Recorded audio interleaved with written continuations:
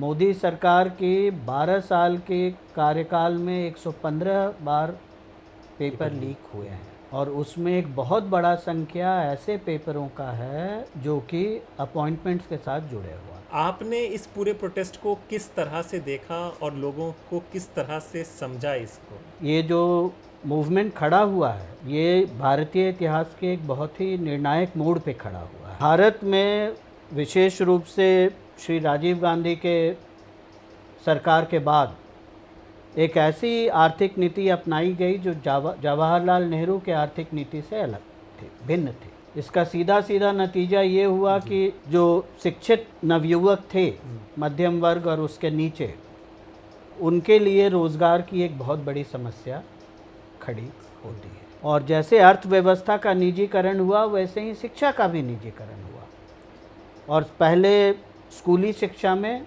और बाद में उच्च शिक्षा में, क्योंकि लोग को मालूम था ये होगा तो स्टूडेंट जो है वो प्रोटेस्ट करेगा। प्रोटेस्ट नहीं करेगा इसका कोई गुंजाइश ही नहीं है, क्योंकि जितनी भी ये नीतियाँ आ रही थी ये पोस्ट इमरजेंसी नीतियाँ थी, और इमरजेंसी में छात्रों ने कैसे आंदोलन करके देश की राजनीतिक दिशा को बिल्कुल बदल दिया था वो इनको मालूम था।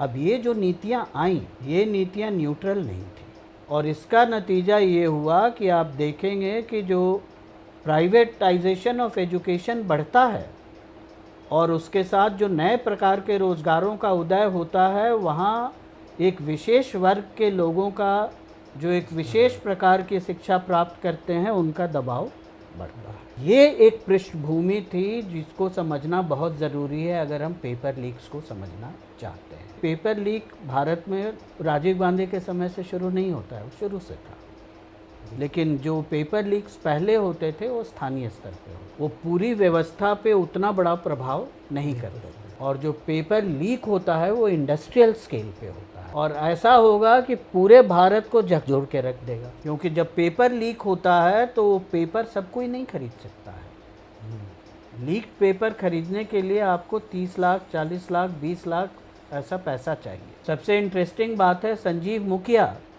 जिनको कहा जा रहा था कि ये मास्टरमाइंड है, उनके खिलाफ इनको कोई सबूत ही नहीं मिला, जबकि वो कई महीनों तक अंडरग्राउंड घूमते फिर रहे थे। एक बहुत बड़ा नेटवर्क है जो इसके पीछे काम कर रहा है। एक दूसरा संकट था जो यूथ को फेस कर रहा था, वो था बेरोज़गारी का संकट, और यही कारण है कि कॉकरोच जनता पार्टी जो है वो इस असंतोष को टैप करने में सफल हुई। तो एजुकेशन डिपार्टमेंट, पहले एचआरडी और ये, तो इस पे आरएसएस की इतनी सख्त नज़र क्यों है? आरएसएस की शिक्षा पे बहुत दिनों से नज़र है। शिक्षा मंत्रालय दे दिया तो 30 साल तक लोगों के दिमाग का ये दही कर देंगे।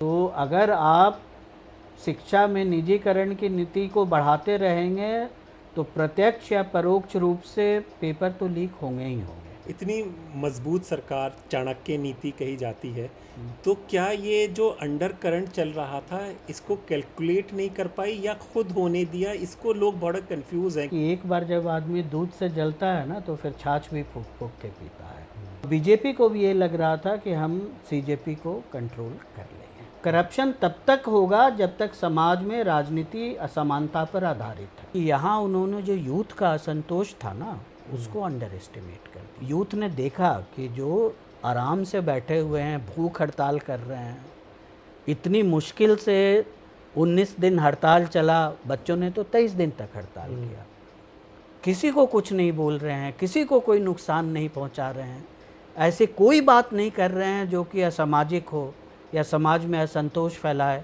उनको आप इस बर्बरता से पीट रहे हो। और उससे जो जन सैलाब पैदा हुआ उसका ऐसा प्रेशर पड़ा कि वांगचुक के थ्रू जो कॉम्प्रोमाइज़ की गुंजाइश थी वो ख़त्म। और ये इस छात्र आंदोलन की जितनी तारीफ़ इस पे की जाए कम पड़ेगी। मतलब समझ रहे हैं आप कि ऐसा आदमी जो बच्चों के डर से छिपा बैठा, और उसके बाद आप देखिए जब राहुल गांधी प्रेस कॉन्फ्रेंस करते हैं, जो छात्र 23 दिन तक धरने पे बैठे थे, वांगचुक साहब तो 19 दिन ही बैठे, जो 23 दिन तक धरने पे बैठे थे वो डायस पे थे। और डायस पे जब गए बीजेपी ने समझ लिया कि अब हालत ये हो गई है कि अब हमने टैक्टिकल रिट्रीट नहीं किया तो ये आंदोलन हमारे हाथ से निकल के ऑपोजिशन के हाथ में चला जाएगा। नमस्कार दोस्तों, मेरा नाम हैदर अब्बास नकवी है और आप लोग मुझको इस वक्त दा स्वतंत्र पर देख रहे हैं। आज हम जो चर्चा करेंगे, जो समझने की कोशिश करेंगे, वो जंतर मंतर पे युवाओं के प्रोटेस्ट को समझने की कोशिश करेंगे। हम इसको सीजेपी प्रोटेस्ट भी नहीं कह रहे क्योंकि इसमें कई और आंदोलन थे, और जब हम लोगों ने वहाँ पर ग्राउंड रिपोर्ट की थी तो हमें वहाँ पर ऐसे कुछ युवा मिले थे जिनकी मुलाकात जंतर मंतर पे हुई थी और वो लोग भी अनशन पर बैठ गए थे। भले ही उनको उस तरह से ना पब्लिसिटी मिली, ना ही किसी मीडिया ने उन्हें कवर किया। दूसरी सबसे महत्वपूर्ण बात कि दिल्ली हमेशा इस तरह के प्रोटेस्ट में आगे बढ़ चढ़कर हिस्सा लेता है। हमने इसको मंडल कमीशन से देखा है जब हम छोटे थे, और लेकिन इस प्रोटेस्ट में दिल्ली इतनी जल्दी इनके साथ नहीं जुड़ पाई, इसका भी कारण हम जानेंगे। भले ही शिक्षा मंत्री का इस्तीफ़ा हो गया है, लेकिन क्या समस्या सिर्फ इतनी ही थी शिक्षा मंत्री के इस्तीफे तक? ये पेपर लीक पूरा क्या है? क्या इसके पीछे कोई इंडस्ट्रियल लीक जैसे शब्द जो अब जुड़ चुके हैं, इसका क्या अर्थ है? इस सब को समझने के लिए, आपसे साझा करने के लिए आप देख सकते हैं हमारे साथ कुमार संजय सिंह हैं। साहब, बहुत बहुत शुक्रिया दा स्वतंत्र से जुड़ने के लिए। आपने इस पूरे प्रोटेस्ट को किस तरह से देखा और लोगों को किस तरह से समझा इसको? पहले तो मैं शुक्रिया करना चाहूँगा मुझे बोलने का अवसर देने के लिए। दूसरी बात यह है कि ये जो स्टूडेंट्स का जो अभी मूवमेंट हुआ था, आंदोलन हुआ था, वो क्यों हुआ था, उसकी सांगठनिक प्रक्रियाएं क्या थीं, उसके चरण क्या क्या थे, और अब वो किस दिशा में विकसित हो सकता है, इसको समझना बहुत ज़रूरी है। क्योंकि ये जो मूवमेंट खड़ा हुआ है, ये भारतीय इतिहास के एक बहुत ही निर्णायक मोड़ पे खड़ा हुआ है, जो ये निर्धारित करेगा कि इस देश में आम जनता की जो मांग है और आम जनता के जो आंदोलन है, क्या वो राजनीतिक नीतियों में एक मौलिक परिवर्तन के लिए सक्षम है या नहीं है। और इसी के मद्देनज़र मैं अपने जो विचार हैं उसको डेवलप करने की कोशिश करूँगा। जी जी। तो सबसे पहला जो इसमें इंटरेस्टिंग बात है ये समझने का कि ये मूवमेंट हुआ क्यों। जी। और अमूमन अगर आप न्यूज़पेपर्स देखेंगे या सोशल मीडिया पे भी जिस तरह की बातचीत चल रही है, वो इसको ट्रेस करते हैं सुप्रीम कोर्ट के चीफ जस्टिस ने जब कॉकरोच की बात की थी, और उसके बाद जिस तरह से युवा पीढ़ी ने उस आलोचना या कटाक्ष को एक अपने प्रतीक के रूप में अपना लिया और उससे मूवमेंट शुरू हो गया, कॉकरोच जनता पार्टी। ये कुछ हद तक सही है, पूरी तौर पे सही नहीं है, क्योंकि ये जो आंदोलन हुआ है इसका भारतीय जो पॉलिटिकल इकॉनमी है जी, उसके साथ एक बहुत ही महत्वपूर्ण लिंक है, जो चर्चा में उतना नहीं आया है जितना आना चाहिए। ऐसा नहीं है कि नहीं हुआ है चर्चा, इस पे हुआ है, लेकिन जितना होना चाहिए उतना नहीं हुआ है। क्योंकि भारत में विशेष रूप से श्री राजीव गांधी के सरकार के बाद एक ऐसी आर्थिक नीति अपनाई गई जो जवाहरलाल नेहरू के आर्थिक नीति से अलग थी, भिन्न थी। क्योंकि जवाहरलाल नेहरू जो थे वो सोशल सेक्टर पे केंद्रित करते थे, वेलफेयर इकॉनमी था, राज्य आम जनता के इसके लिए अपने उत्तरदायी को मानता था और जितना हो सके करता था। परफेक्ट नहीं था, लेकिन ये था। लेकिन जब राजीव गांधी आए तो फिर उदारीकरण की एक प्रक्रिया का आरंभ हुआ, और आप देखेंगे कि तभी से क्या होता है कि आर्थिक क्षेत्र का एक बहुत बड़ा हिस्सा क्रमशः निजीकरण की ओर बढ़ता है और ये पीक पे जाता है जब वाजपेयी साहब की सरकार आती है, और फिर जब मोदी साहब की सरकार आती है तब तो इसका एक बहुत विकृत रूप हो जाता है, जिसको हम लोग क्रोनी कैपिटलिज्म कहते हैं, जहाँ सिर्फ निजीकरण नहीं हो रहा है बल्कि कुछ ऐसे घराने हैं जिनके हाथ में देश की संपदा लगभग मुफ्त में सौंपी जा रही है, और जिसके चलते अर्थव्यवस्था में एक मोनोपोली तैयार हो रही है। इसका सीधा सीधा नतीजा ये हुआ कि जो शिक्षित नवयुवक थे, मध्यम वर्ग और उसके नीचे, उनके लिए रोज़गार की एक बहुत बड़ी समस्या खड़ी होती है। ये एक फैक्टर है। एक दूसरा फैक्टर है कि जब ये आर्थिक नीतियां बदलती हैं तो साथ ही साथ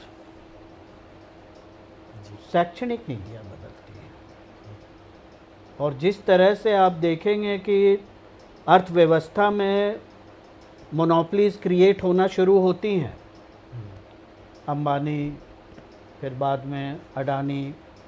अंबानी का जो उदय है वो राजीव गांधी के टाइम से शुरू हो जाता है।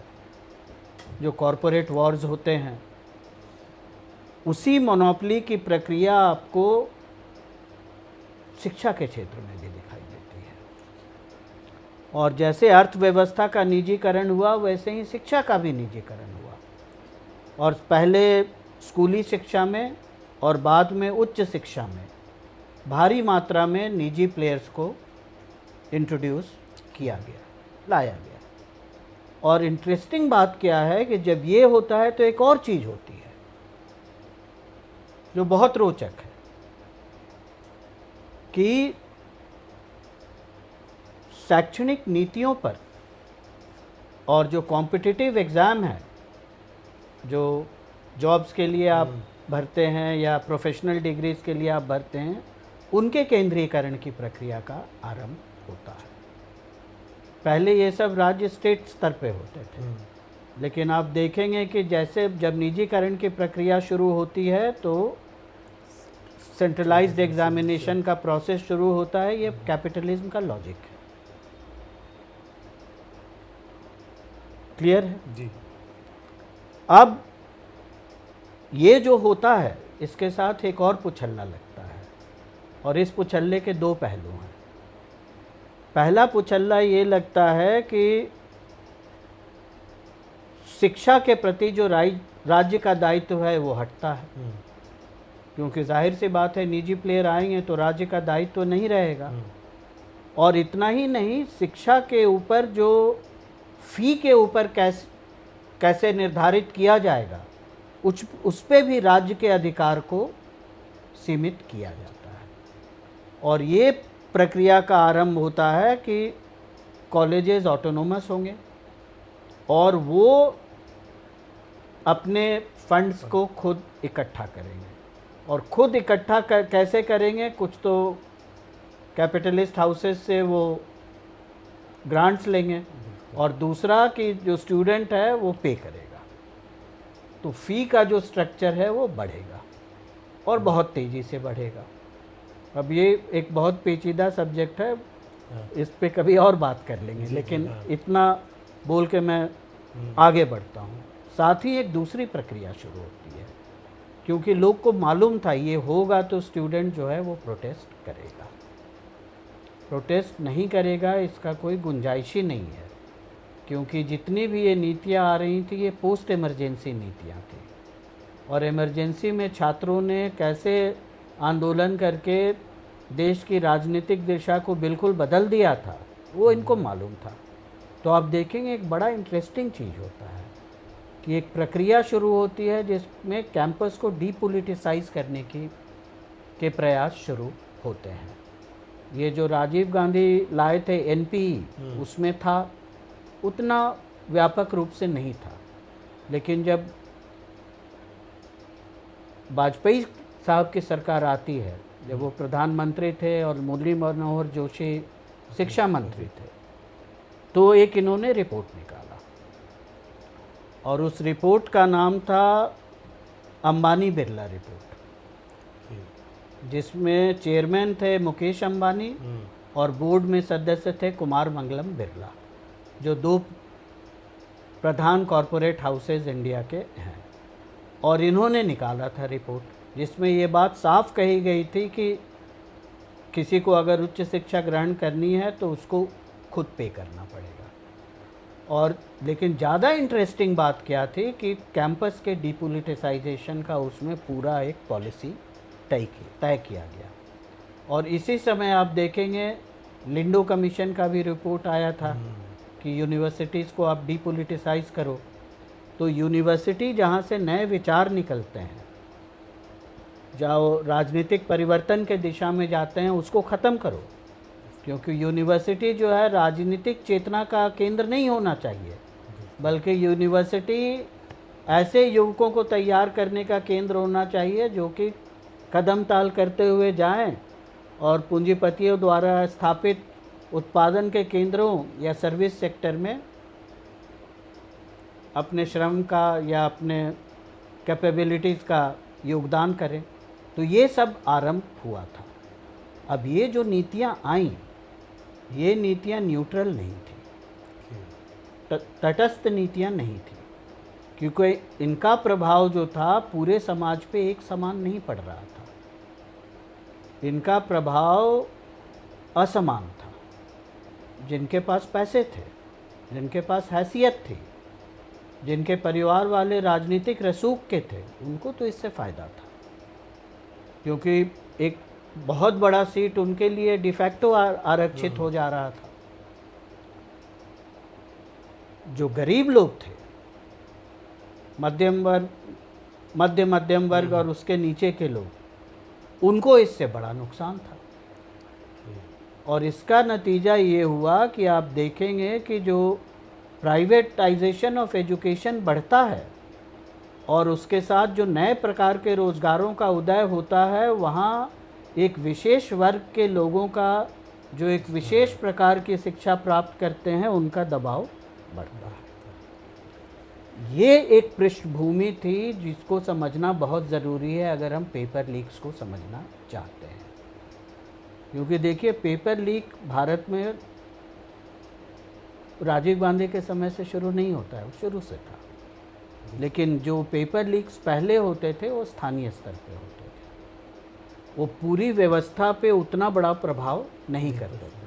तो सोच लीजिए कुटीर उद्योग था। लेकिन जब ये नीतियाँ लगती हैं, ख़ास तौर से कुमार मंगलम बिरला, मुकेश अंबानी रिपोर्ट लगता है, तो एक नया फिनोमेना इमर्ज करता है, जहाँ पे एग्जामिनेशन का मोनोपोली अब कुटीर उद्योग नहीं रहता है, एक इंडस्ट्री बन जाता है। और जो पेपर लीक होता है वो इंडस्ट्रियल स्केल पे होता है, वो खुदरा नहीं होता है, व्यापक होता है। और ऐसा होगा कि पूरे भारत को झकझोर के रख देगा।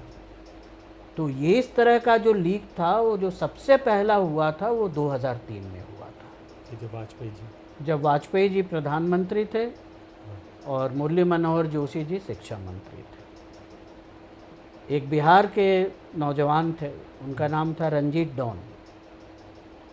वो फार्मास्यूटिकल की कंपनी भी चलाते थे, रैंडॉन। उन्होंने कैट को भी किया था और एम्स में भी स्कैम किया था। मतलब उनका भारतीय शिक्षा के इतिहास में नाम स्वर्णिम अक्षरों में लिखा जाएगा, क्योंकि जैसा उन्होंने किया था वैसा उसके पहले कभी नहीं हुआ था। और उनके पास एक व्यापक तंत्र था, वो डॉक्टरों को जानते थे, मेडिकल कॉलेजेस को के जो लोग थे, प्रोफेसर्स वगैरह, उनको जानते थे, मंत्रियों से उनके साथ संपर्क थे, जहाँ से पेपर सेटिंग होती थी वहाँ उनका जुगाड़ था। और उन्होंने ऐसा पेपर लीक किया कि जो MBBS UG का एग्ज़ाम था वो प्रभावित हुआ बहुत लार्ज स्केल पे।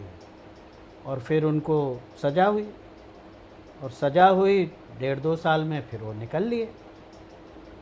अब आप देखिए कि इतना बड़ा अपराध कोई व्यक्ति करता है, इतने सारे लोगों के फ्यूचर्स को ख़त्म कर देता है, कुछ को फ़ायदा भी पहुंचाता है, क्योंकि जिन्होंने पैसा दे दिया उनको तो फ़ायदा पहुंचाते थे, बाकायदा कोचिंग सेंटर्स चलाते थे, पेपर लीक करा के लाते थे, फिर कोचिंग सेंटर लॉक हो जाता था और वो बच्चे उसको वहाँ पे तैयारी करते थे और ठीक एग्ज़ाम के दिन उनको खोला जाता था और फिर वो जाके पास करते थे। तो सज़ा तो बहुत संगीन मिलनी चाहिए थी, उतनी संगीन तो मिली नहीं, उल्टा हुआ। इनके बहुत सारे राजनीतिक पैटर्न खड़े हो गए। 2005 में लोकतांत्रिक जनता पार्टी, जो पासवान साहब की पार्टी थी, उनके टिकट पे ये चुनाव लड़े और 2015 में जब लोकतांत्रिक जनता पार्टी एनडीए का पार्ट थी, तब भी ये लोकतांत्रिक जनता पार्टी के टिकट पे चुनाव लड़े। तो भाजपा की सरकार, पेपर लीक हुआ, जिस व्यक्ति ने पेपर लीक किया और आप चरित्र और आचरण आपके लिए इतना महत्वपूर्ण है, वो आपके गठजोड़ का उम्मीदवार है। अब आप समझ लीजिए कि ये चल क्या रहा है, क्योंकि एक स्ट्रक्चरल लॉजिक है इसके पीछे। जो नई शिक्षा नीति आई, नई आर्थिक नीति आई, उसका एक विशेष उद्देश्य था और उद्देश्य ये था कि जो संपन्न लोग हैं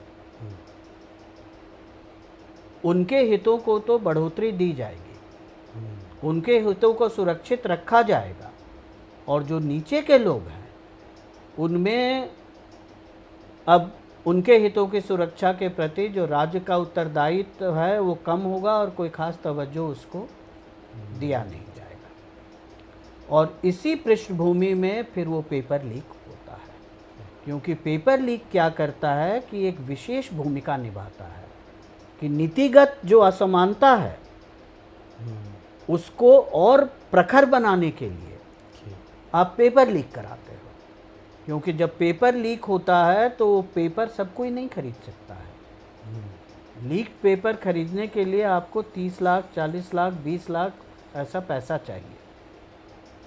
ऐसा पैसा मध्यम वर्ग जो रोज़ कुआं खोदता है, रोज़ पानी पीता है, उसके पास होता नहीं है। ठीक है ना। और ये इसीलिए जो है, जो पेपर लीक है वो स्ट्रक्चरल जो इनइक्वालिटी है, व्यवस्थागत जो असमानता है, उसको और ठोस बनाता है। और यही कारण है कि आप देखेंगे जो पेपर लीक होते हैं उस पर कोई, उनके दोषियों को कोई व्यापक दंड दिया जाता नहीं है। मैंने तो रंजीत डॉन का आपको बताया, उनको तो राजनीतिक प्रोत्साहन मिला। 2024 में जो पेपर लीक हुआ, 45 लोग को अभियुक्त माना गया, उन पे कानूनी कार्रवाई हुई, 44 लोगों को बेल मिल गया।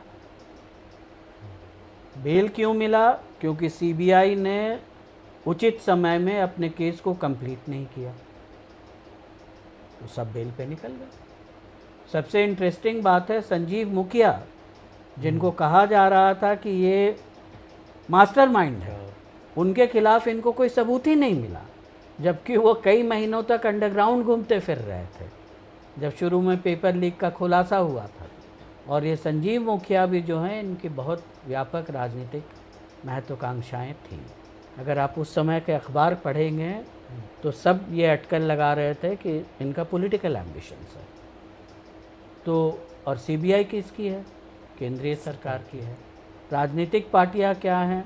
जो केंद्रीय सरकार में भागीदार हैं और उन्हीं के शरण में आप जा रहे हो, या वो अपना काम सुचारू रूप से कर नहीं रहे हैं, तो जाहिर सी बात है, एक सर्कमस्टेंशियल एविडेंस है कि एक बहुत बड़ी मिली भगत है, एक बहुत बड़ा नेटवर्क है जो इसके पीछे काम कर रहा है। और ये जो झटका लगा स्टूडेंट्स को, इसके चलते स्टूडेंट्स के बीच में एक व्यापक असंतोष था, क्योंकि 2024 में जब पेपर लीक हुआ उस समय भी काफ़ी शोर मचा और इन्होंने पॉलिसी बनाई पेपर लीक के खिलाफ। एक एक्सपर्ट कमेटी को लगाया गया, एक्सपर्ट कमेटी ने कुछ सुझाव दिया, उस सुझाव में कुछ भी इन्होंने फॉलो नहीं किया, कुछ भी नहीं। आज अगर आप जाके नीट का वेबसाइट देखेंगे तो वो जो रिपोर्ट थी उसको उतार दिया गया है, क्योंकि उसमें ये बोला गया था कि पेपर पे एग्ज़ाम मत करो, डिजिटाइज करो।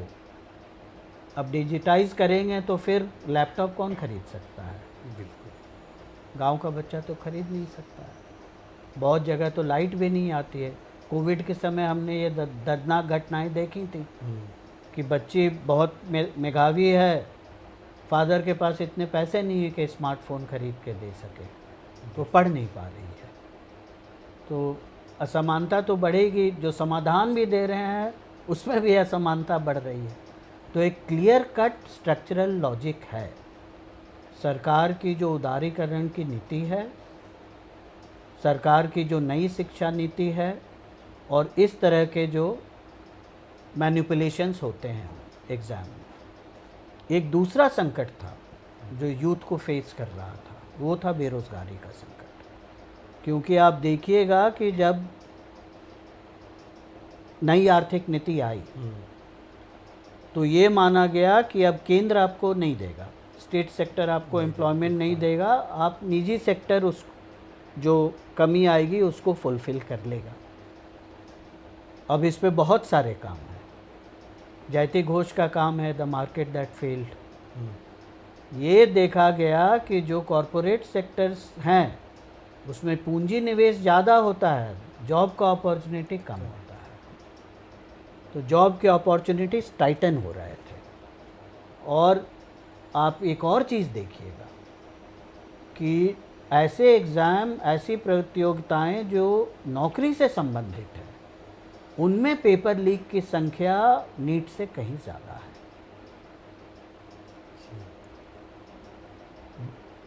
मोदी सरकार के 12 साल के कार्यकाल में 115 बार पेपर लीक हुए हैं, और उसमें एक बहुत बड़ा संख्या ऐसे पेपरों का है जो कि अपॉइंटमेंट्स के साथ जुड़े हुआ था। सबसे बड़ा स्कैम तो व्यापम का है, और सबसे रीसेंट जो है वो जो टेट का है। और उसके पहले जो एक और बहुत बड़ा हुआ था वो रेलवे में रिक्रूटमेंट बोर्ड ने जो सडनली रूल अपना चेंज कर दिया था, जिसके चलते ईस्टर्न यूपी और बिहार में स्टूडेंट सड़क पे उतर आए थे, बर्बरता से दमन किया गया था उनका। दुर्भाग्य क्या था कि ये सारा कुछ चल रहा था, लेकिन किसी भी राजनीतिक पार्टी के राजनीतिक कार्यक्रम में ये प्रोमिनेंटली फिगर नहीं कर रहा था। और जब पीटा था ईस्टर्न यूपी बिहार में बच्चों को, किसी राजनीतिक पार्टी ने उसको उठाया नहीं। अभी भी जो असेंबली इलेक्शन हुआ था उसके पहले नीतीश सरकार ने पिटवाया था स्टूडेंट्स, बिल्कुल सबने देखा, और किसी ने नहीं उठाया इसमें कि शायद नीतीश हमारे साइड आ गए। तो अब ये जो तरीका था, इसके चलते छात्रों के बीच में एक असंतोष फैला हुआ था। तो जब सीजेपी ने आगे सुप्रीम कोर्ट के जज के अपमान का उपहास उड़ाया और कॉकरोच जनता पार्टी फ्लोट कर दी, उसमें भीड़ आ गया। और यही कारण है कि कॉकरोच जनता पार्टी जो है वो इस असंतोष को टैप करने में सफल हुई। सब एक चीज़ हम ये भी समझना चाहेंगे कि अगर हम लोग देख रहे हैं तो ये जो एजुकेशन डिपार्टमेंट, पहले एचआरडी और ये, तो इस पे आरएसएस की इतनी सख्त नज़र क्यों है? क्योंकि पहले जो प्रधान भी बहुत क्लोज थे, अब जो मौजूदा बनाए गए हैं वो भी, तो इसके पीछे क्या रीज़न? नहीं, वो ये एक दूसरा लॉजिक है, क्योंकि इसका भी एक लंबा चौड़ा इतिहास है। चूँकि मैं इतिहास पढ़ाता हूँ, आरएसएस की शिक्षा पे बहुत दिनों से नज़र है। जब संयुक्त विधायक दल आया था पावर में कुछ राज्यों में, कांग्रेस को पहली बार हरा के, और ये संयुक्त विधायक दल की सरकारें फिर गिर गई थी। और गिरने के पीछे सबसे बड़ा कारण ये था कि वो शिक्षा मंत्रालय मांग रहे थे और समाजवादी उनको देने के लिए तैयार नहीं वो बोल रहे थे आप गृह मंत्रालय ले लो। लॉजिक ये था कि ये तो अगर छोड़ के निकल गए तो जो नेक्स्ट मंत्री आएगा पुलिस तो उसी की बात मानेगी। शिक्षा मंत्रालय दे दिया तो 30 साल तक लोगों के दिमाग का ये दही कर देंगे। तो ये बहुत दिनों से इनकी ये प्लानिंग थी, योजना थी कि शिक्षा मंत्रालय पे कब्जा जमाना है, ताकि बच्चा जब चेतन होता है उसी समय से इसकी विचारधारा को प्रभावित कर देना है। जो चॉम्स्की का था ना मैन्युफैक्चरिंग कंसेंट, ये उनका था और ये अब जाके उनका सपना पूरा हुआ है। आप देखिएगा कि जब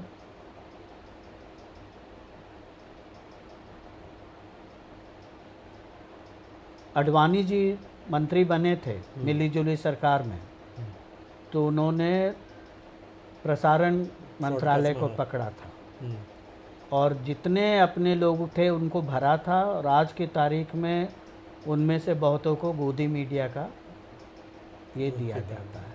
वो नहीं के लोग हैं, वो पूरे दिन आपको यही बताते रहेंगे, समझाते रहेंगे। और गोइबल्स ने कहा था कि झूठ को 10 बार दोहराओ तो लोग सच मान लेते हैं। तो ये इनका कारण है, क्योंकि विचारधारा पे ये अपना नियंत्रण चाहते हैं। इसका निजीकरण से इमीडिएट कोई रोल नहीं है, इसका रोल है भारत में राजनीति में फांसीवाद को बढ़ाना, क्योंकि निजीकरण मोनोपोली को लीड करता है, फासिज्म को लीड करेगा ये अनिवार्य नहीं है। कर सकता है, करेगा अनिवार्य नहीं है।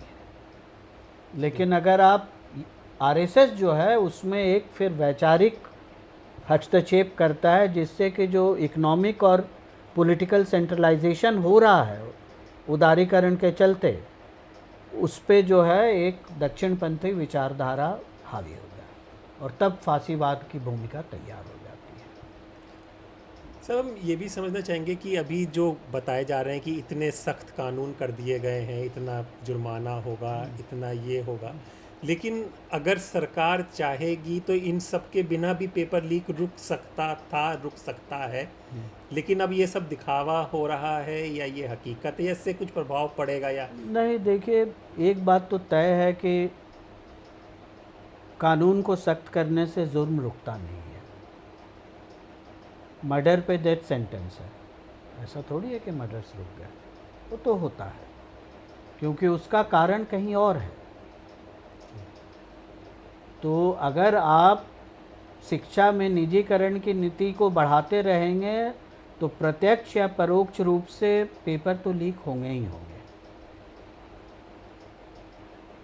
आप ये बात तो मान लो, क्योंकि जो व्यक्ति ट्यूशन में 5 लाख रुपया प्रतिवर्ष अपने बच्चे के लिए खर्च कर रहा है, वो फिर ये पूरी कोशिश करेगा कि वो 5 लाख रुपये बेकार ना जाए। इसका सीट सिक्योर कराना है किसी भी कीमत पे, ठीक है ना? तो उससे एक अपॉर्चुनिटी तैयार होता है इस तरह की प्रक्रिया का, एग्जामिनेशन के मोनोपोली का। उसका अगर आप समाधान नहीं करेंगे तो आप ये कानून बना लीजिए, उससे तो कोई विशेष फ़र्क पड़ेगा नहीं। और सबसे बड़ी बात है कि कानून को इम्प्लीमेंट कौन करता है? हमारे जैसे ही हाड़ मांस के लोग करते हैं, उनके भी निजी हित होते हैं, उनकी भी कमज़ोरियाँ होती हैं, वो सब एक्सप्लॉइट हो जाती हैं। नहीं तो रंजीत डॉन चुनाव कैसे लड़ लेता? बिल्कुल, कैसे लड़ लेता? और इनको बेल कैसे मिल गई? तो ये है, ये जो कानून बना है इसमें आप देख लीजिएगा ज़्यादातर रिकमेंडेशन वही आएंगे जो 2024 में भी आए थे, और वो पेपर लीक की प्रक्रिया को रोक देंगे या एग्जामिनेशन मैनिपुलेशन की प्रक्रिया को रोक देंगे, इसकी गुंजाइश बहुत कम है।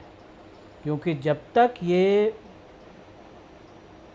परीक्षा प्रणाली के केंद्रीयकरण पे रोक नहीं लगाएंगे, तब तक इस तरह का व्यापक मैनिपुलेशन की घटना को रोकना बहुत मुश्किल है।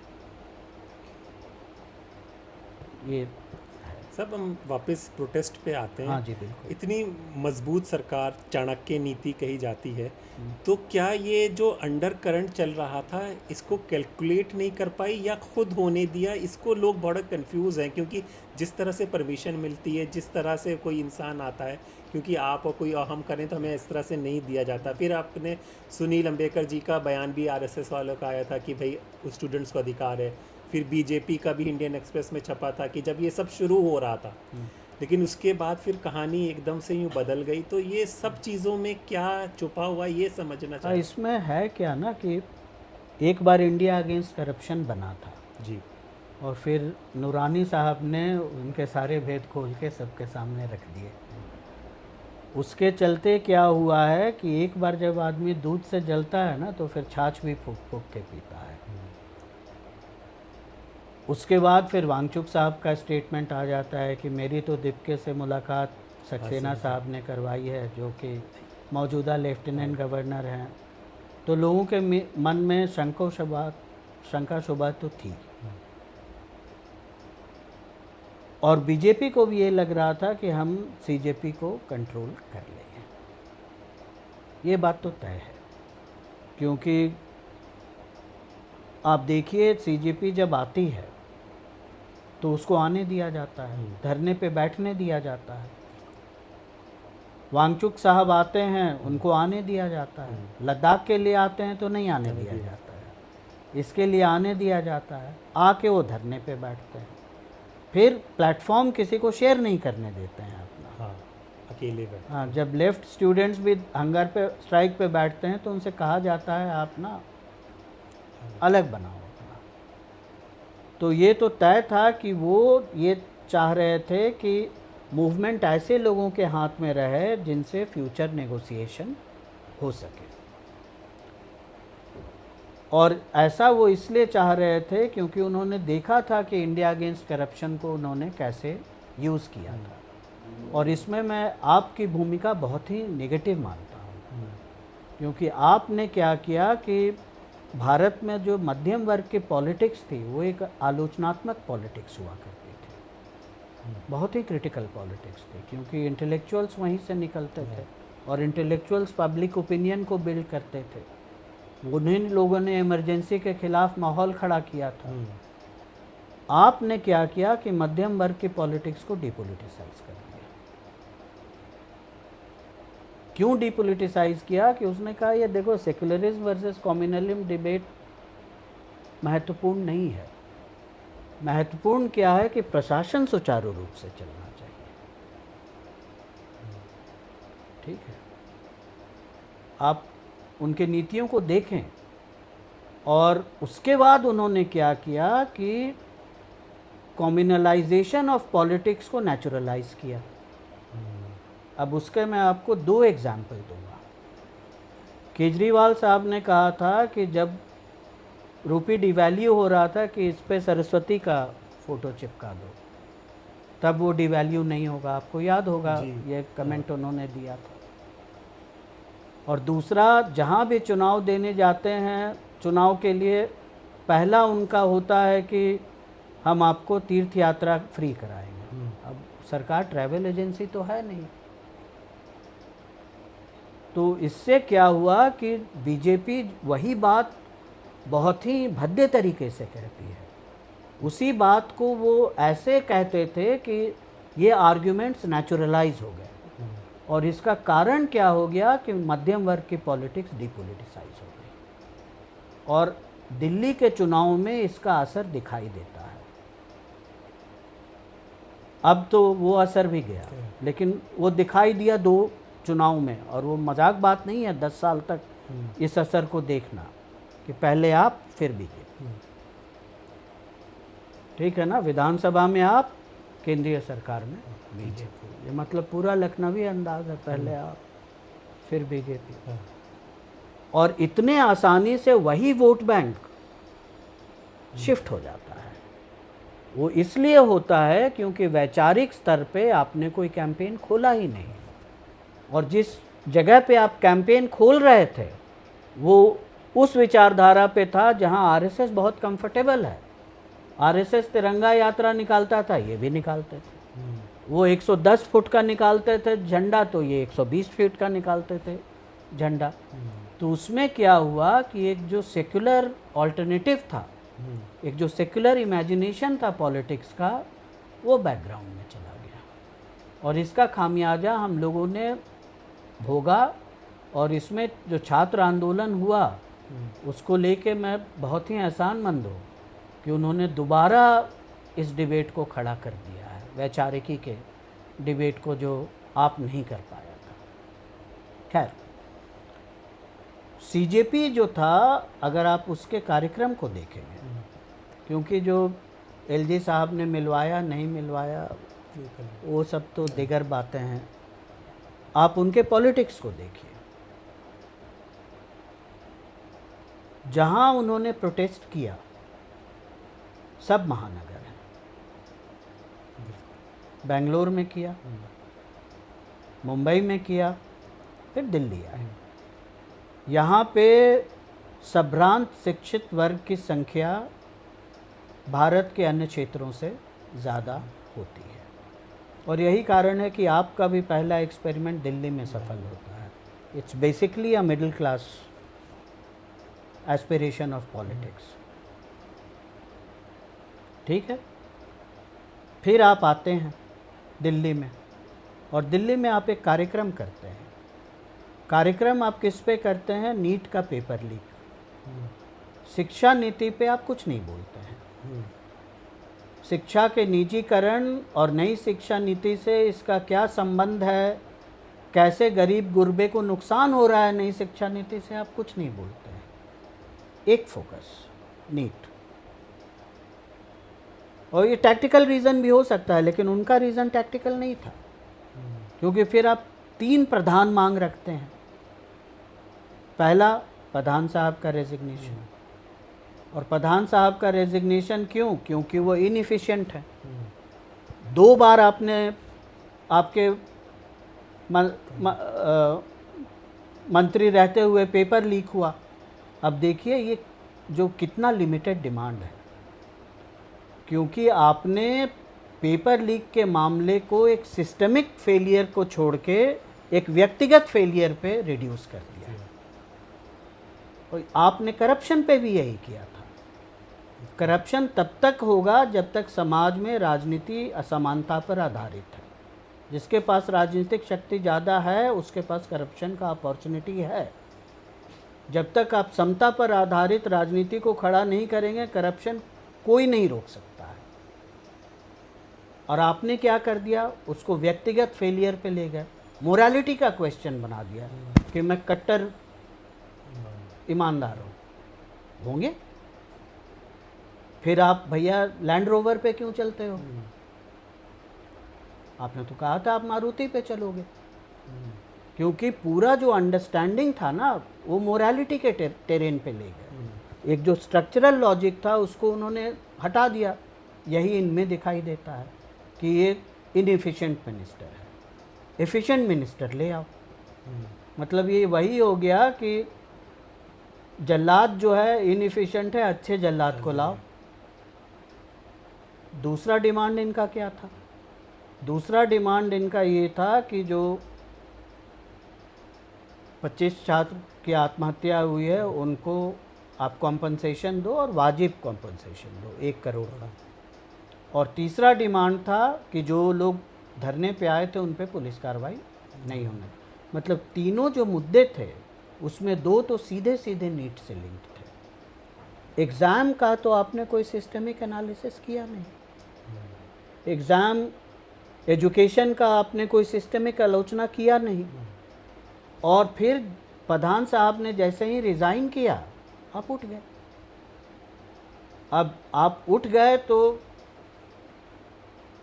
मूवमेंट को तो झटका लग गया और राज्य को अपॉर्चुनिटी मिल गई, क्योंकि उसके बाद आप देख लीजिए अब तक चल रहा है पुलिस कार्रवाई, अभी तक चल रहा है, क्योंकि उसमें एक पुछल्ला छोड़ दिया है जो एंटी सोशल एलिमेंट है। और ये सबसे बड़ी बात है कि जब भी आरएसएस अटैक करता है ना, वो लीगल और एक्स्ट्रा लीगल दोनों इंस्टीट्यूशंस को यूज़ करता है। लीगल इंस्टीट्यूशन तो है, एफआईआर, पुलिस, प्रशासन। एक्स्ट्रा लीगल इंस्टीट्यूशन उनके लोग हैं जो दस्ते बना बना के जाते हैं और पिटाइयाँ लगाते हैं, वो भी हो रहा है। तो ये था। और फिर आपने जो अन्य प्रकार के राजनीतिक संगठन थे इस मूवमेंट से जुड़े हुए, उनसे अपनी दूरियां बना ली, क्योंकि जो संसदीय पार्टियां थीं उसकी आपने उनके प्रति भी आपने कटाक्ष किया, कांग्रेस के प्रति तो कुछ ज़्यादा ही किया, और लेफ्ट वालों को अपने साथ बैठने नहीं दिया। लेकिन इसके बावजूद देखिए इस मूवमेंट का बहुत बड़ा अचीवमेंट है, और ये अचीवमेंट ना तो सीजेपी के चलते हैं, ना लेफ्ट के चलते हैं, ना संसदीय पार्टियों के चलते हैं। वो अचीवमेंट क्या है कि इतने सारे अंतर्विरोधों के बावजूद 25 तारीख तक मूवमेंट एक तनी हुई मुट्ठी के जैसा था, उसमें विभाजन होने नहीं दिया।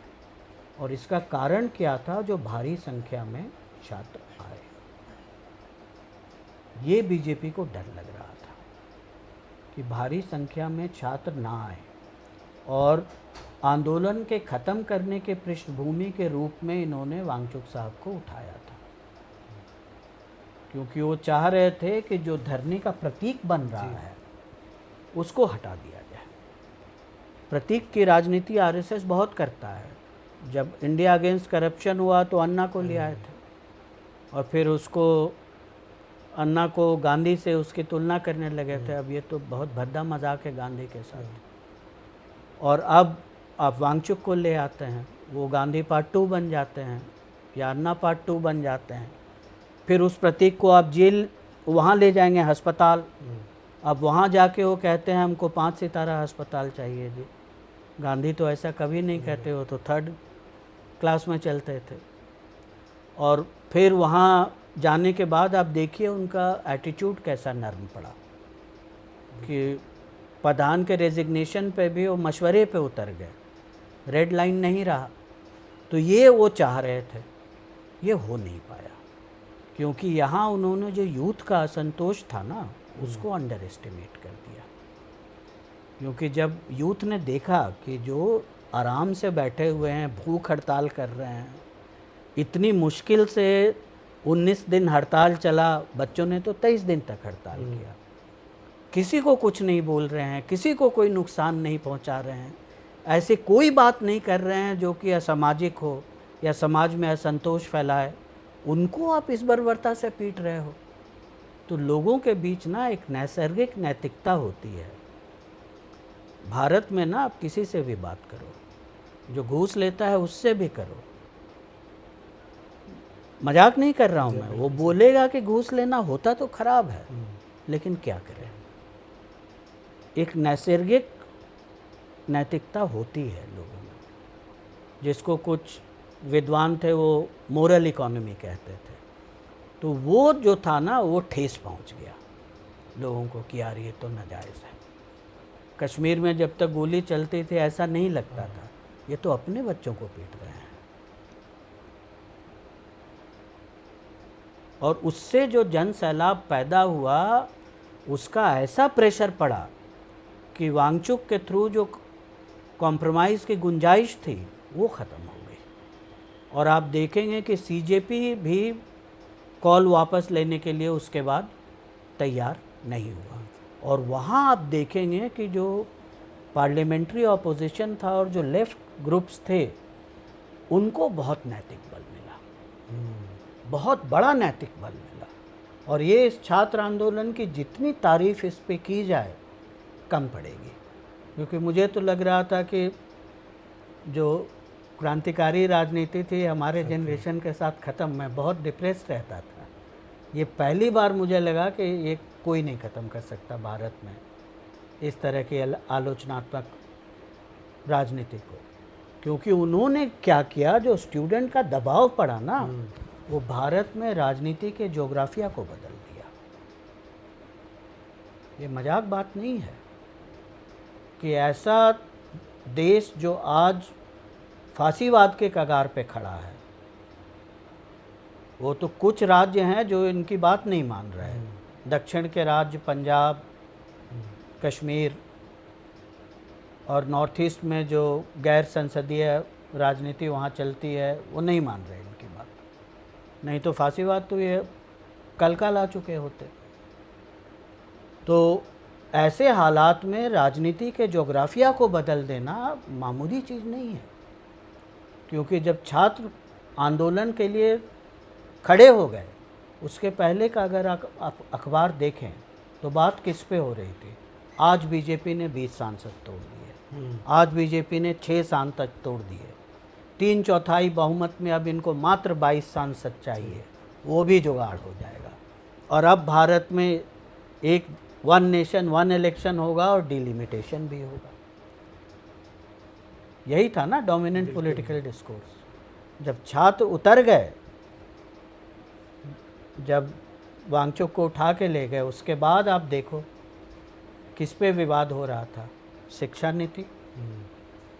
और जो छात्रों को पिटवाया है उस पे केंद्रीय सरकार की रेस्पॉन्सिबिलिटी। पूरा का पूरा जो संसद था वो पॉलिटिक्स से एनर्जाइज हो गया, और वो अपोजिशन पार्टी जो सर्वाइवल का फाइट कर रही थी, शिवसेना ने महाराष्ट्र में शिवाजी पार्क को भर दिया, और उससे जो अब इनका संगठन बनेगा उसको तोड़ लेंगे। ये जिनको टूटना था वो गए, अब जो नए आएंगे वो नहीं जाएंगे। तृणमूल बंगाल में, सीपीएम बंगाल में जो सियालदा में हुआ है, उतना बड़ा आंदोलन राष्ट्रीय आंदोलन के बाद पहली बार हुआ है। ऐसा बिहार में जितना बड़ा उन्होंने पटना में किया है एजिटेशन।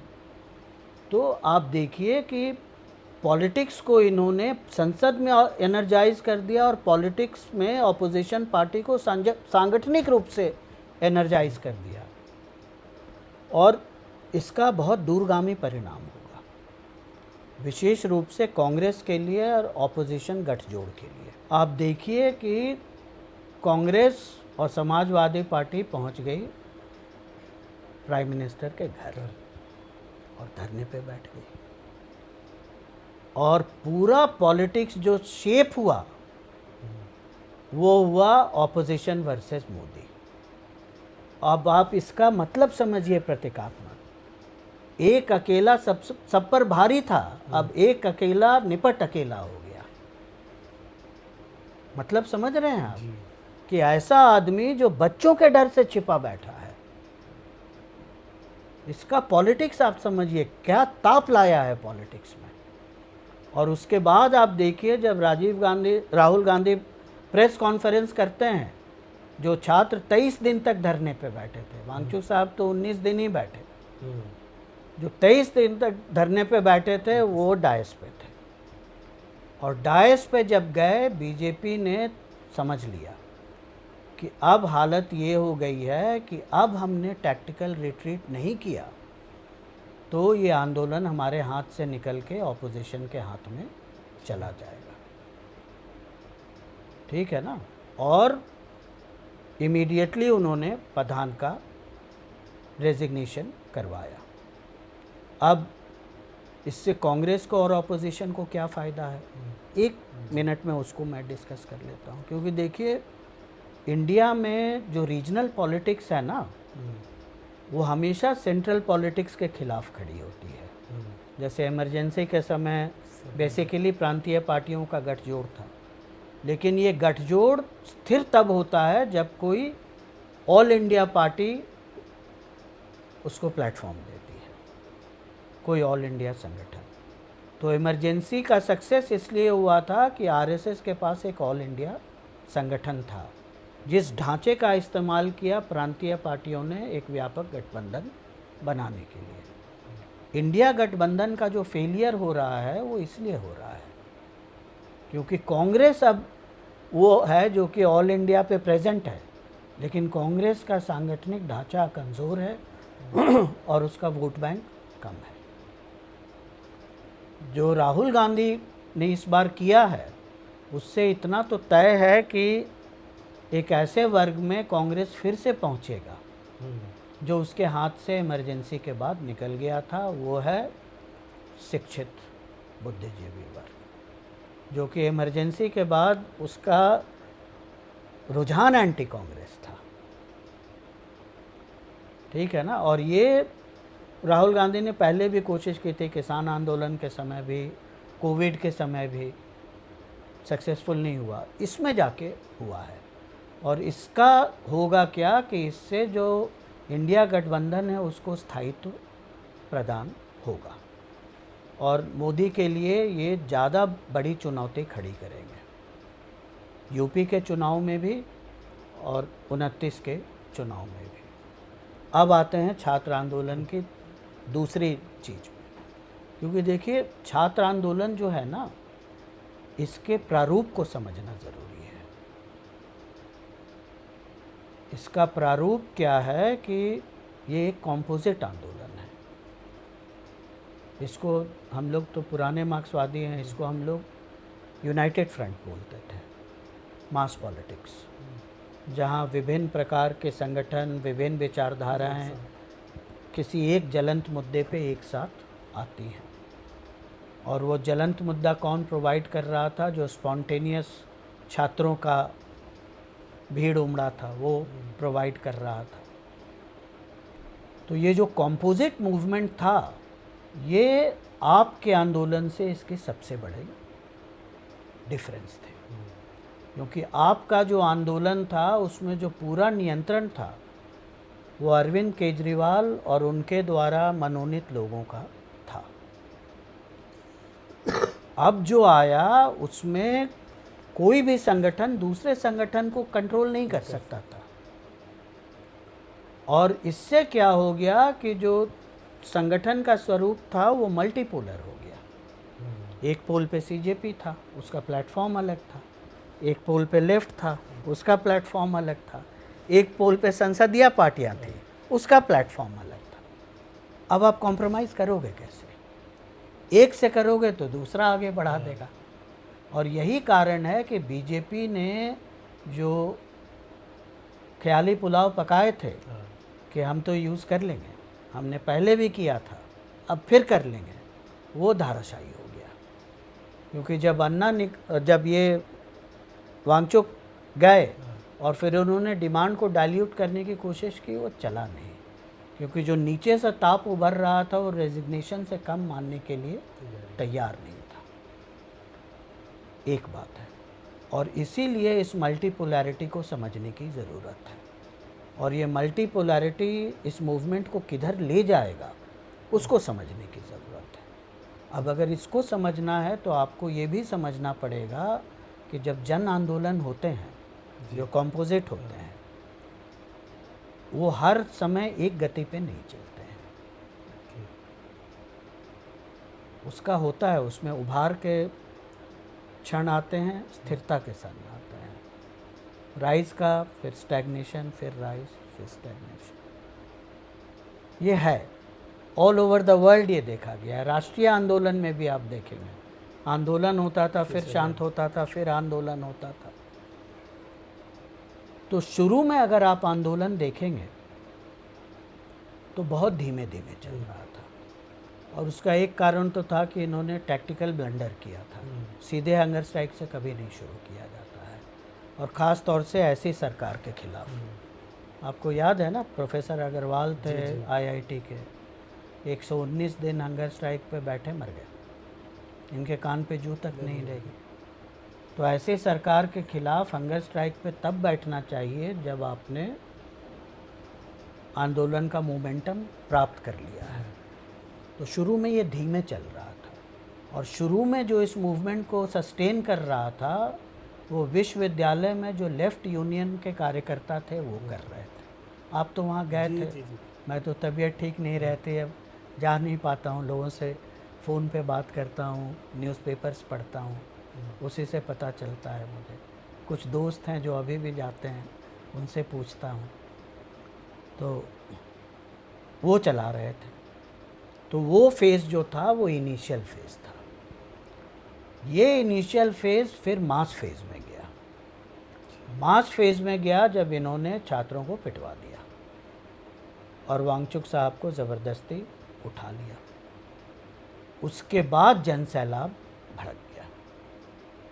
वो था आपका मास फेज, और उस मास फेज को ये कंट्रोल नहीं कर पाए, क्योंकि उनको लगा था वांगचुक को अलग करके हम हैंडल कर लेंगे, और उसकी पूरी कोशिश चल रही थी, और उसमें इनको पूरा भरोसा था हो जाएगा, क्योंकि वांगचुक साहब के धर्मपत्नी जो है उनकी जो विचारधारा है वो दक्षिणपंथी है। उनके इंटरव्यू वगैरह से जो प्रतीत होता है, मतलब वो संस्कृत लाना चाहते हैं। अब इनको कौन समझाएगा कि संस्कृत जो है वो एक विशेष वर्ग का भाषा था, जब ये कहा जाता था कि दलित अगर कोई श्लोक सुन ले तो उसके कान में जलता हुआ पारा डाल देना चाहिए। तो ये सब था। खैर जो भी है, तो इनको पूरी उम्मीद थी, वो हो नहीं पाया जन आंदोलन के दबाव में, और जो बात हम लोग पहले ही चेक कर लिए हैं। फिर क्या होता है कि बीजेपी समझ जाती है कि अब ये मूवमेंट जो है पार्लियामेंट्री ऑपोजिशन के पास खिसक रहा है। जो मैंने बताया, प्लेटफॉर्म शेयर किया, इन्होंने इमीडिएट रिट्रीट मारा और प्रधान से करा दिया रिज़ाइन। और वहाँ पे सीजेपी ने एक बहुत बड़ा टैक्टिकल ब्लंडर किया, क्योंकि रिज़ाइन कब होता है? वीकेंड पे। आप टाइमिंग देखिए, क्योंकि पॉलिटिक्स में टाइमिंग बहुत इम्पोर्टेंट होता है। आपने वीकेंड पे प्रधान को रिज़ाइन करवाया, और वर्चुअली सीजेपी के जो नेगोशिएटर्स थे उनको ये किया कि फौरी तौर पे वापस ले लो। आपको याद होगा, मैंने वो देखा था कि वो कह रहे हैं जो स्टेट मिनिस्टर हैं होम के कि इमीडिएटली आप कॉल ऑफ करो जी, इमीडिएटली। और फिर वो कहते हैं हाँ कॉल ऑफ हो गया। ये बहुत बड़ा टैक्टिकल ब्लंडर था, क्योंकि बाकी दो डिमांड पे वो कह रहे थे कि हम अपना रिटर्न प्रस्तावना ट्यूसडे को देंगे। मंडे को पार्लियामेंट का सेशन फिर से बैठता, ट्यूसडे तक बैठने में दिक्कत क्या थी? कौन कह रहा है कि आप 5 महीने बैठ जाओ? 2 दिन बैठने में दिक्कत क्या थी? क्योंकि पार्लियामेंट एक बार कन्वीन होता तो इन दोनों पे आपको रिटर्न एश्योरेंस मिल जाता, और आपने प्रेशर रिलीज़ कर दिया। प्रेशर रिलीज़ हुआ तो बीजेपी जो है, एक बार प्रेशर रिलीज़ होता है ना, फिर पुराने ढंग पे आ जाती है। क्योंकि किसान आंदोलन में आप देखो 750 किसान मर गए, फिर भी नहीं गए। तब क्या किया इन्होंने? काले कानून वापस ले लिए, और उसके बाद एमएसपी आज तक नहीं दिया। एक बार जब किसान उठ गया तो बीजेपी पे प्रेशर जैसे ही ख़त्म होता है, बीजेपी पॉलिसी फॉर्मुलेशन बंद कर देती है। जैसे टूथपेस्ट में जब तक आप दबाव बनाए रखते हो पेस्ट निकलता है, उठाते के साथ रुक जाता है। तो बीजेपी अक्सर हाँ इस तरह के टैक्टिकल कॉम्प्रोमाइज़ करती है, और ये तीसरी बार हुआ है टैक्टिकल कॉम्प्रोमाइज़। पहला बार मीटू मूवमेंट हुआ था, जब अकबर साहब का रेजिग्नेशन लिया था, और उसके बाद तमाम बलात्कारियों का सपोर्ट किया है यूपी में। दूसरी बार किसान आंदोलन हुआ, मूवमेंट उठा, एमएसपी, उसके बाद मीटिंग ही नहीं बुलाई। और तीसरा इस बार, और इस बार जब इन्होंने किया, अब आप देखो कि पूरा इनका जो गेम प्लान है वो इस पर है कि किस तरह से छात्र आंदोलन को डिफ्यूज़ किया जाए कि ये दोबारा ना हो। और इसके लिए इन्होंने क्या किया, बिहार में AK-47 चलवाया, दिल्ली में तो पैलेट गन चला ही था। उसके बाद बिहार में जब बिहार बंद का कॉल हुआ था तो AK-47 जो आयशा ने दिया था, रेवोल्यूशनरी यूथ यूनियन और आयशा का कंबाइंड कॉल था, दोनों एक ही संगठन के मार्च फ्रंट से। AK-47 चलवाया, FIR बंगाल में बोला गुंडा एक्ट लगाएंगे, महाराष्ट्र में बोला नारकोटिक एक्ट में बंद कर देंगे, ये सब तो हम लोग जानते ही हैं। और फिर इन्होंने अपने जो एक्स्ट्रा लीगल दस्ते हैं वो छात्रों पे छोड़ने की प्रक्रिया आरंभ की, और वो ऐसे रुकने वाला है नहीं। वो आप देखिएगा लोगों का ये एड्रेस वैड्रेस सब लीक करेंगे, और इनको काफ़ी दिनों तक तंग किया जाएगा, ताकि अकेले जब आदमी रहता है ना तो मनोबल कमज़ोर होता है, जब संगठन में होता है आदमी तो मनोबल मजबूत होता है। कि दोबारा ये ना जाए, क्योंकि कॉस्ट बहुत हैवी कर दो, ये वो कर रहे हैं। दूसरा ये क्या कर रहे हैं कि जो होता है ना प्रतीकात्मक, ये हम ला रहे हैं एंटी पेपर लीक, हाँ वो तो आप पहले भी लाए थे 24 में, उसका कोई भी आपने फॉलो किया? अभी भी आप लाओगे, क्या गारंटी है फॉलो होगा? सबसे बड़ी बात है कि आप नीट के प्रोसेस को डिसेंट्रलाइज क्यों नहीं कर रहे हो? क्योंकि डीएमके जिसने सबसे पहले शुरू किया था उसने तो कहा था आप डिसेंट्रलाइज कर दो जी। जब वो दलित बच्ची थी, टॉपर थे, सुसाइड कर लिया था उसने, मार्मिक घटना थी, बहुत मार्मिक घटना थी। कोई भी व्यवस्थागत परिवर्तन ये नहीं कर रहे हैं। कर क्या रहे हैं कि स्टेट को और पावर दे रहे हैं कि वो और पावर ले ले और फिर उस पावर से अपने पावर को फर्दर एक्सटेंड करे। तो ये इनका गेम प्लान है। अब दिक्कत क्या है इसमें कि छात्र जो हैं, ख़ास तौर से जो लेफ़्ट यूनियंस थे, वो इसके लिए राज़ी नहीं हो रहे हैं और वो लगातार इस बात पर दबाव बनाए हुए हैं कि जो हम पे पुलिस प्रताड़ना हुई है वो नीतिगत हुई है। बिना नीति के इस तरह से पुलिस क्यों करेगा? जैसे बिहार में भी आप देखिए, जो AK-47 चला वो तो तभी चला होगा ना जब इशू हुआ होगा, और इशू कैसे हुआ? जब ऊपर से आदेश आया होगा। तो ये उसके लिए ये राज़ी नहीं हो रहे हैं, क्योंकि इनको मालूम है अगर वो चला तो बिहार में गृह मंत्रालय, केंद्र में गृह मंत्रालय, इनके अकाउंटेबिलिटी पे सवाल उठेगा। अब जो है, लेकिन अभी आंदोलन के स्थिरता की दौर है और जो लेफ़्ट यूनियंस हैं, मुझे जो समझ में आ रहा है वो CGP से दूसरा टैक्टिक्स अपना रहे हैं। क्योंकि CGP का टैक्टिक्स क्या था? मेट्रोपोलिसेस में, महानगरों में केंद्रीय एक बुलाओ और फिर ख़त्म करो। मतलब वो जैसा कैंपेन एंड एडवोकेसी का होता है ना, कि एक बड़ा जलसा बुलाओ, फ़ोटो खिंचवाओ और मीडिया के थ्रू पॉलिटिकल माइंड स्पेस को कैप्चर करो। लेफ़्ट वाले वो नहीं कर रहे हैं। वो इस पॉलिटिक्स को अब वहाँ लेके जा रहे हैं जहाँ छात्र मिलते हैं, यूनिवर्सिटीज़ में, कॉलेजेस में, राज्यों में।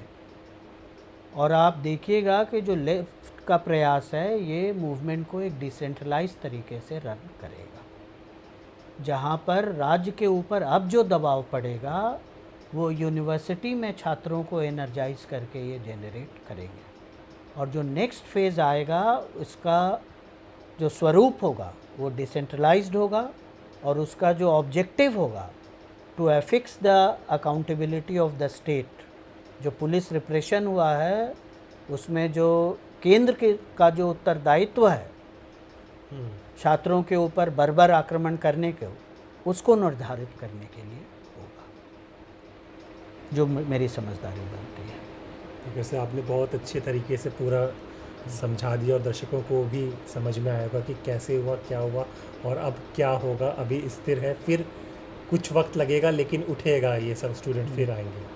चुनाव है ना, अभी यूपी में चुनाव है, यूनिवर्सिटीज़ के चुनाव हैं, ये मामला रंग पकड़ेगा, ऐसे नहीं जाने वाला है।